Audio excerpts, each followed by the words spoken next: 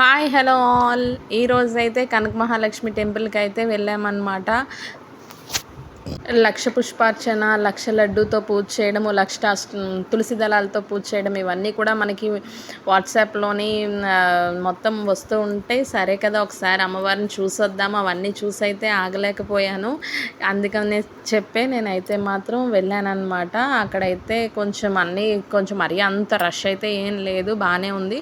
అక్కడ చిన్న బాల వినాయకుడు ఉంటే ఆ బాల వినాయకుడికి ఒకసారి దండం పెట్టేసుకొని, ఎందుకంటే మరి అక్కడ కొంచెం అమ్మవారి కన్నా ముందు ఒకసారి వినాయకుడి దగ్గర కరెక్ట్గా ఎగ్జాక్ట్గా వచ్చామన్నమాట. అందుకనే వచ్చి నమస్కారం పెట్టేసుకొని లోపలికైతే వెళ్తున్నామన్నమాట. వెళ్తూ ఉన్నప్పటికి అక్కడ స్టాల్స్ అయితే ప్రతిదీ ఉంటుంది. మనకి కనక మహాలక్ష్మి టెంపుల్ దగ్గర దొరకలేదంటే ఏమీ ఉండదన్నమాట. ఎవ్రీథింగ్ మనకైతే ఉంటుంది కనక మహాలక్ష్మి టెంపుల్ దగ్గర. మేమైతే లైన్లోకి అయితే వచ్చేసామన్నమాట. మేమైతే ముగ్గురం కలిపి టికెట్ తీసుకొని వెళ్ళిపోయాము. ఇంకెందుకులే తొందరగా వెళ్ళిపోతాం కదా ఇంటికని చెప్పి వెళ్ళిపోయామన్నమాట.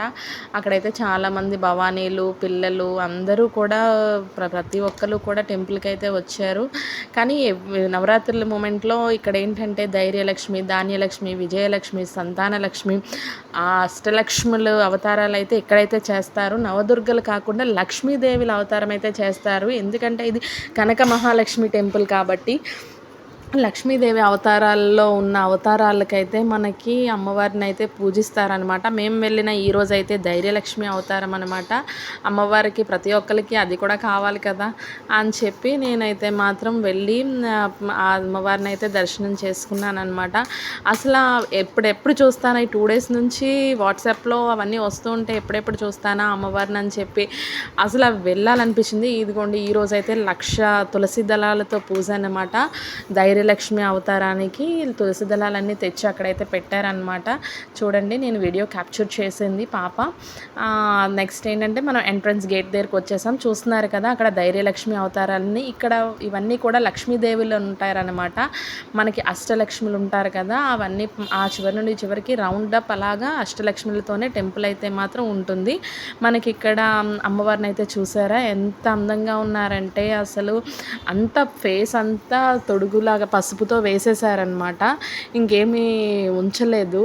ఉంచకుండా నార్మల్గా అయితే మనకి కనక మహాలక్ష్మి అమ్మవారు ఉంటారు కదా, అలా కాకుండా అమ్మవారిని ధైర్యలక్ష్మి రూపంలోని మనకి అమ్మవారిని చూపించారనమాట.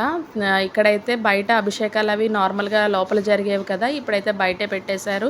పండగ టైం కదా, సీజన్ కదా, ఎవరైనా వచ్చిన వాళ్ళు మళ్ళీ వెళ్ళరు కదా, అందుకని చెప్పి ఇక్కడైతే ప్రతిదీ ఉంటుంది. ఏది కావాలంటే అవి ఉంటాయన్నమాట. నేనైతే ఏదో తీసుకున్నాను, జస్ట్ అలా తీసుకోవాలని చెప్పి, అంతేగాని మరీ అంత నీడ్ అయితే ఏం కాదనమాట.